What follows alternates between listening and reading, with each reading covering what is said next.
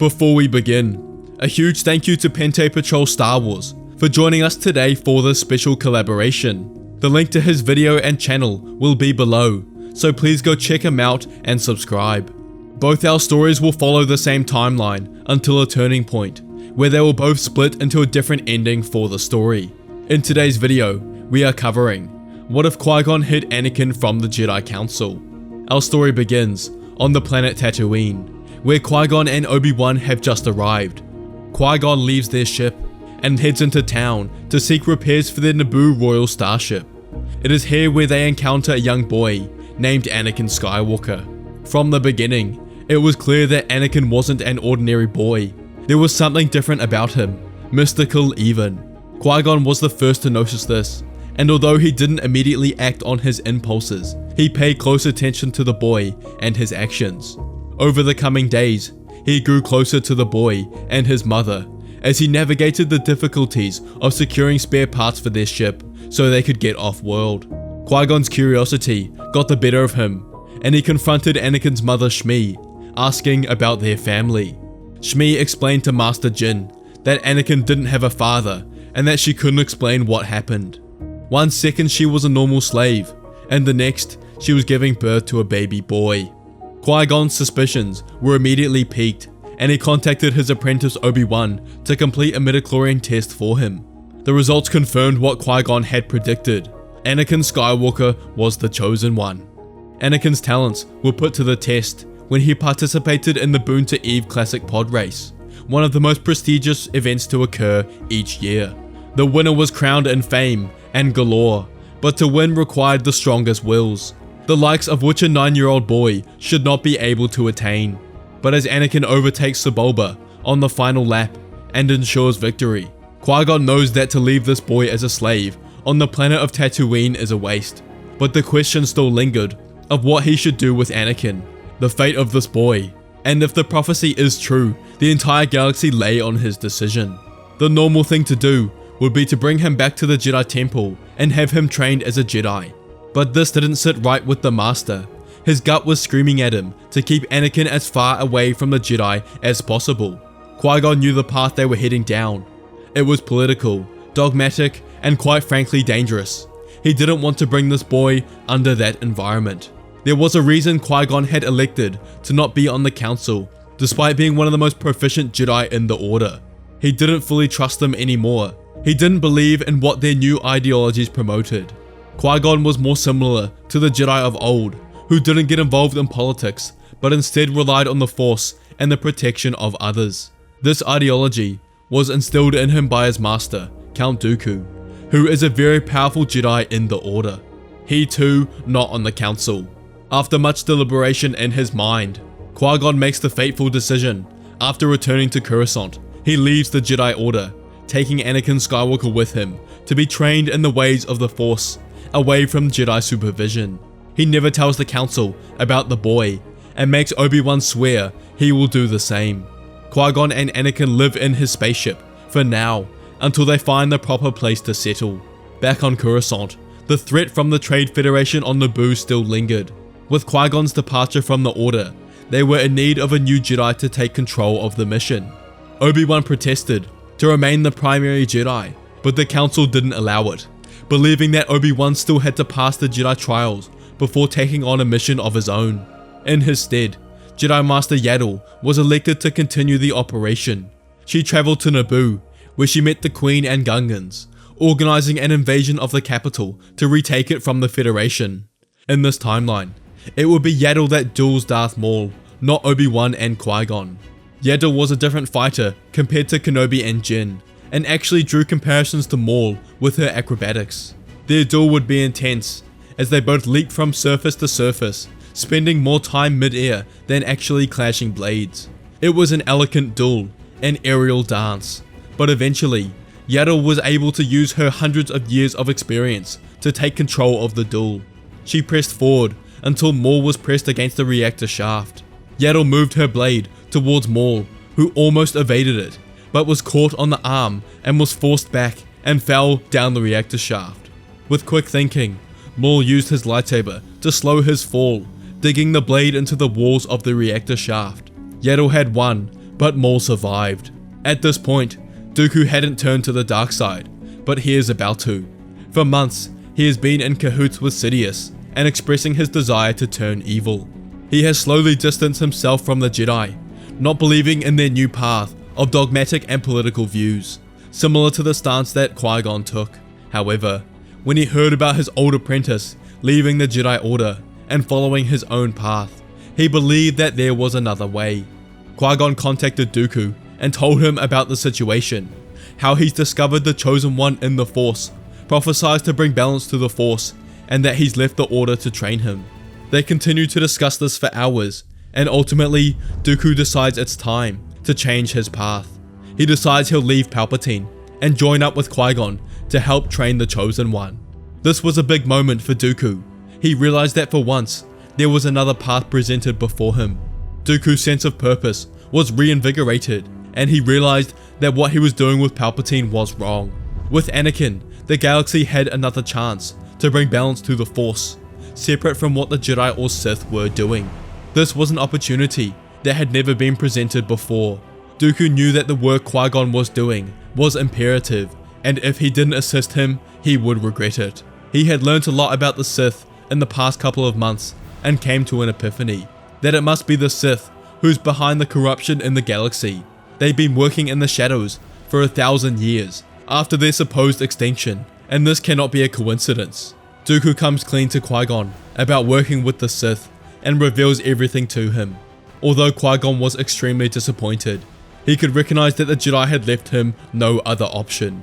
Master Jin tells Dooku that he must reveal who Palpatine is to the Republic and Jedi Order before it's too late. And so, Dooku goes to the Senate, only hours after Palpatine is elected as Chancellor, and reveals the truth, presenting evidence of interactions between the two Sith that clearly show intent to spark a galactic conflict, and that he is a Sith Lord. The entire arena gasped in confusion and hatred, but this was still early days, as the senators were not as in awe of Palpatine as they were in Revenge of the Sith. Palpatine joined a long list of senators who were kicked out of office before they could complete their term. Palpatine's plans for the galactic conflict were revealed. However, since they hadn't been set in motion, he could not be arrested for this, and thus was removed from the Senate. In his stead, Bail Organa was elected as the new Supreme Chancellor. The Jedi Council planned to keep tabs on Palpatine, but he went completely into hiding, disappeared from the face of the galaxy. Palpatine was absolutely furious with Dooku, but knew now that he couldn't do anything. He had to focus on his survival. He meets up with Plagueis, who was still alive at this point, as his murder would not have been committed until that evening. Sidious knows he has to keep his master alive, as now his entire plan has gone to ruin.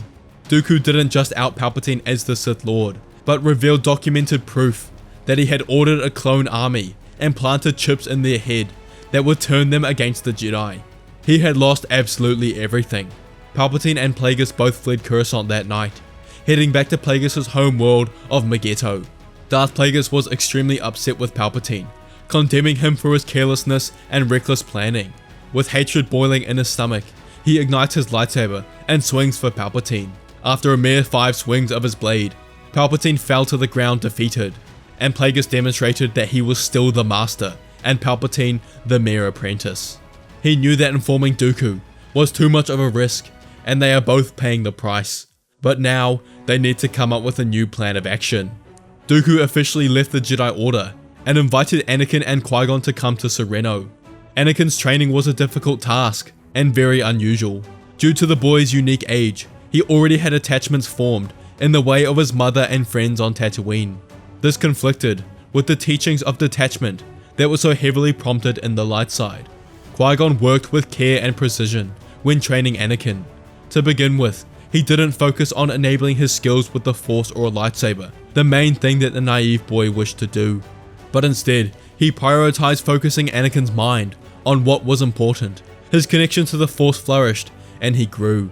Qui-Gon instilled his wisdom in Anakin, not only about the light side and dark side, but about real life. He became the father figure that Anakin never had, and this was imperative, causing Anakin to evolve and mature much more compared to the original timeline.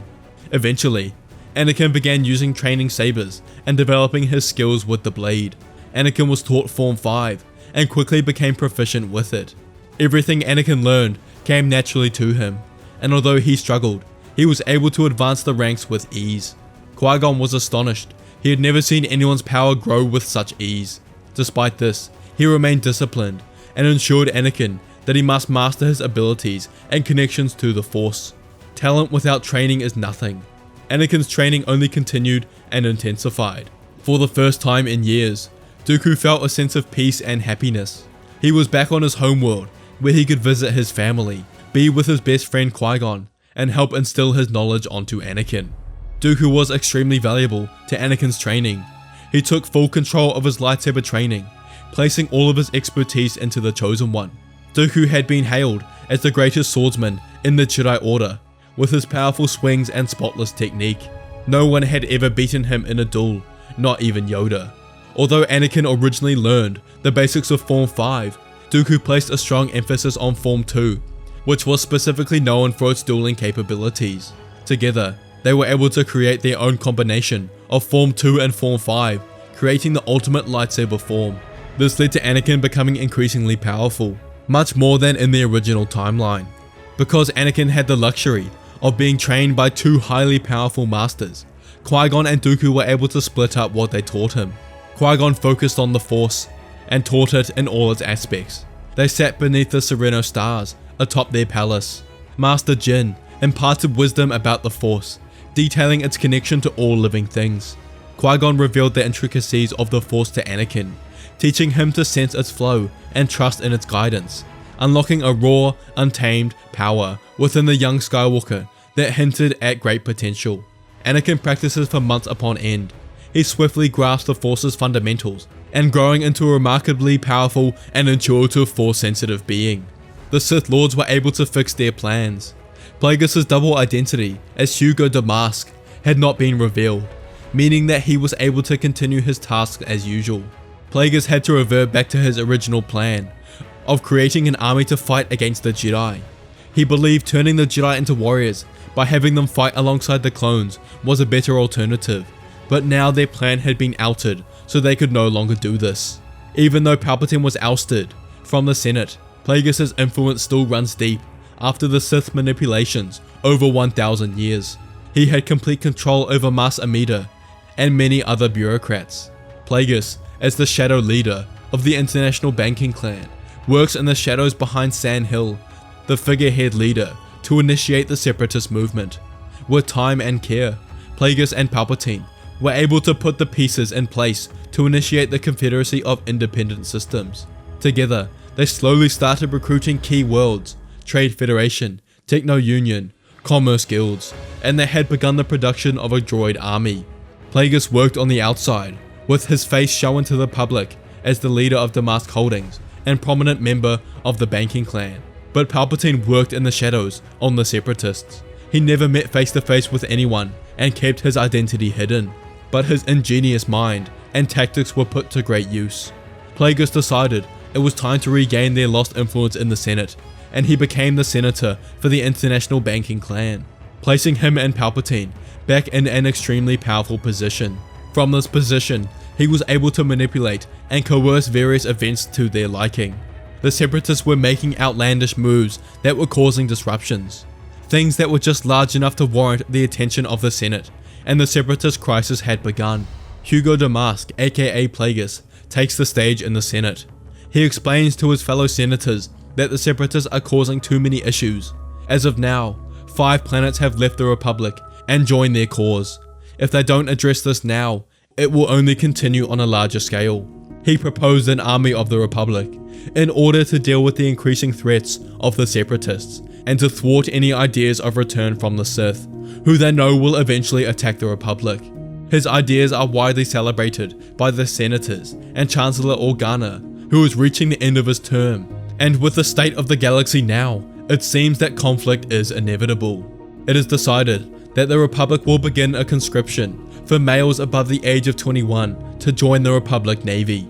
This army would be led by the Jedi with their grand military expertise. This way, the Republic will be able to defend themselves against the Separatists. Their plan was working. The Jedi were becoming soldiers instead of peacekeepers. It is now years after Palpatine was banished from the Republic, and tensions across the galaxy were beginning to rise. Everyone, including the Jedi, Anakin, his masters, and the Sith Lord could see this. After his defeat on Naboo, Plagueis and Palpatine didn't bother looking for Maul, as they deemed him unworthy of their knowledge. During this time, Maul became struck on a barren wasteland with no means of escape, which only fueled his rage and anger. After 8 years of difficulty and struggle, Maul was able to escape this planet after he commandeered a ship that crash landed. In this timeline, he didn't need to get his legs replaced and had maintained all of his limbs. He returned to the galaxy full of hatred and despair. He desired to kill any Jedi that moved. He went back to the Sith training quarter on Megiddo, where he found Palpatine and Plagueis, swearing allegiance to them again and detailing his desire for vengeance. This was a welcoming surprise for the two Sith Lords. They were impressed how Maul had survived all these years and made his way back to them. They now saw he could be a useful asset in the coming war. They decided to deploy him into the field to cause further chaos and conflict. His hatred had to be focused somewhere. If they kept him locked up, he would go crazy. Maul was a tyrant and had zero respect for mercy or honor. He slaughtered thousands of innocents on the serene world of Alderaan, in the outskirts of Naboo and Ryloth. Maul attempted to capture the attention of the Jedi, and that he did. They sent Jedi Master Adi Gallia and her apprentice Siri Tachi to deal with the Dathomirian, but Maul completely obliterated them, murdering them both with ease. He was high on the dark side, using all his rage and hatred for their kind to fuel him. The Council continued to send Jedi, and Maul continued to kill them. This was a sport for him, and with each kill, he became more addicted. The Council were at a loss for what they should do with Maul, causing absolute carnage across the Outer Rim, all by orders from Palpatine and Plagueis. The Council need to think of a better solution. Plagueis used this strong level of discontent with the Republic to begin the war, having the droid army attack several settlements across the Outer Rim at once, and made the Separatists declare war with the Republic. With Maul committing these atrocities, now was the perfect time to create an even larger divide in the Senate and Republic. This meant that the galaxy was at war, the Separatists versus the Republic. Back on Sereno, Anakin had reached 18 years of age. He had transcended all expectations and emerged as the most gifted Force user in galactic history. His masters were extremely impressed and knew they had done a wonderful job. He was ready to enter the field. For months now, the front page of the HoloNet consistently presented Maul and how he was murdering Jedi. Day by day, the numbers increased. Qui-Gon had grown tired of this, knowing that they could do something to stop it. Dooku believed that they weren't ready to reveal Anakin to the galaxy yet. Dooku was smart and knew what would happen if an individual as powerful as Anakin was suddenly thrown into the mix beside all the tension in the galaxy. Some people may begin to think he is a Sith or a secret dark side user. If that happens, they would not be able to control the backlash. But Qui-Gon's view was final. The Jedi were being killed, and he knew Anakin could stop it. Anakin's power had exceeded Dooku or Qui-Gon's, and they both knew this. With great convincing, Anakin was placed into combat. They followed Maul's movements to Corellia, where he knew he would be. Anakin touched down. Neither of his masters had come with him. If he were in the Jedi Order, this would be considered his Jedi trial, in his case, to become a master. Anakin places his palm on the ground, allowing the Force to guide him towards the Dathomirian. He closes his eyes and breathes. Anakin follows the Force to the center of a massive shipyard, full of workers and civilians. The Chosen One found Maul, but found him in the middle of a massacre. The second Anakin places eyes on Maul, the assassin decapitates Jedi Master Eth Koth before throwing him on top of another body. Anakin commands for him to stop, garnering the attention of Maul. Skywalker had control over his emotions. This was something Qui-Gon had emphasized the most. Reaching for the hilt of his lightsaber, he ignited the yellow blade. Maul smirked. He said to Anakin that he didn't look like a Jedi. Putting his blade at Maul, Anakin responds that he isn't. The two swung at each other, their blades clashing. Maul was the aggressor, using his acrobatics to overwhelm Anakin. But Anakin simply blocked his attacks and remembered his training. He had become a master of Form 2 and used it to his advantage. Within seconds, he was able to push Maul back, demonstrating his skillful prowess over the Sith. Anakin threw his lightsaber towards Maul before jumping into the air and pulling Maul towards him with the Force. Maul saw Anakin's saber was away, and in Maul's mind, he was defenseless. But as Maul went to deliver the final strike, Anakin called his lightsaber towards him as it went through Darth Maul's back. He fell to the floor and was defeated. Anakin placed the hilt of his lightsaber back on his belt and looked down upon Maul. As he examined the body, he began to hear cheers. Looking up, dozens of people were clapping with excitement, knowing the devastation that Maul had caused. Anakin truly was the chosen one. Within minutes, there were hundreds of people chanting for Anakin and raising him in the air. He was hailed as a hero. Word of Maul's death and the young boy who did it spread like wildfire. Anakin became a folklore tale, a myth. All across the galaxy, people were talking about the boy who killed the tyrannical Sith. Word of mouth eventually reached the Jedi Order and Senate, who were extremely curious and desired to meet this boy. But no one cared more than Plagueis and Palpatine. Maul was dead, which was something they eventually expected when they sent him into the field, but they believed a Jedi would do it, not some random 18-year-old boy who no one had heard of. The security footage clearly demonstrated the level of power Anakin had. Plagueis and Palpatine needed to find out who this boy was. He could be very dangerous for them. No 18-year-old should have the power to kill Maul, who at this point was far more deadly than in the Phantom Menace. Around this time, Bail Organa's term was coming to a close, and the Senate was beginning to vote for the next Supreme Chancellor. This was when Plagueis' true plan came into action. He began to campaign to become Chancellor, with an extensive resume and things he had accomplished. Throughout the election campaign, Plagueis referred back to the Galactic Army of the Republic, which was his initiative, and it had become widely successful. This proved that he had the knowledge and experience to deal with issues during the time of war. These comments gained him nods and approval from several senators. Amongst the other candidates, such as Padme Amidala and Mon Mothma, they didn't have any military experience. After the vote, Senator Hugo Damask was elected as the new Supreme Chancellor of the Republic. Once again, the Sith were on top. Now, Plagueis could continue to manipulate events as he sat in the most powerful position in the galaxy. Soon after, for the first time in a decade, Qui-Gon and Dooku returned to Coruscant, along with Anakin. For weeks, everyone had been wondering about the boy who killed Maul. There were whispers and different theories, such as a bounty hunter, Jedi, or even Sith. But Anakin was here to put these ideas at rest. He was none of those things. He was his own person. They had made the decision to reveal Anakin to the galaxy, which meant that they should remain on good terms with the Jedi Council, especially in the time of war. They set up a meeting with the Jedi Council and Chancellor. The Council brought in a 13th chair for Chancellor Plagueis to sit in during this meeting. Things had played right into his hand at this point, and he was about to meet the boy who had the potential to cause him so many issues. Anakin, Qui-Gon, and Dooku arrive, standing in the middle of the room. Anakin Skywalker introduces himself to the Jedi. Qui-Gon and Dooku do most of the talking, as they know how to communicate to the Jedi. Master Jin explains who Anakin is, the prophesied chosen one, created to destroy the Sith and bring balance to the Force. The room gasps, and they are all surprised. To ensure what they are saying is true, Anakin is subjected to a midichlorian test, which proves he has more midichlorians than even Master Yoda. The council say for his safety, he should remain here at the temple. Dooku interjects and explains that Anakin is not going to become a puppet for the Jedi. But Yoda, as wise as ever, simply explains that if the prophecy is true, they need Anakin, so he should be placed under constant watch to ensure he isn't harmed. Qui-Gon rebuts and makes a compromise. They will remain on Coruscant, but Anakin has his free will, and if the Sith reveal themselves again, it is Anakin who will be sent to deal with them. On the way out, Plagueis shakes Anakin's hand, and when they touch, the Chancellor gets hit with a strong Force vision, taking him back 18 years ago, when he and Palpatine failed a Sith alchemy spell when they were attempting to become Force dyads to increase their power. The vision then showed Shmi Skywalker and the birth of Anakin. Plagueis was shot back into reality and apologizes to Anakin for freezing. As he leaves, Plagueis can't breathe.